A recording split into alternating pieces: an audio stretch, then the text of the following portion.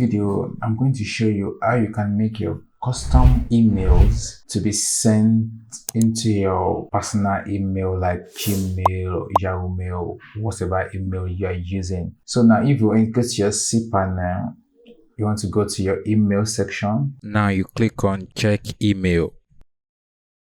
So yeah, you're going to have these and you can be able to see folder.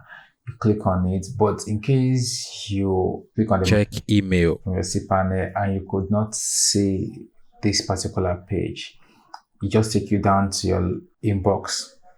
Now in the menu side, you're going to be able to see this icon, and when you click on it, it takes you back to this particular page. So from here, you click on your folder. Now here you're going to click on add folder. So here you put the email you prefer. You want to receive any mail that enter the your custom email to be sent directly to your personal email. Just as simple as that. I hope this video helped you. If yes, give it a thumbs up, comments, and definitely share with people that might benefit from this video. See you in my next video.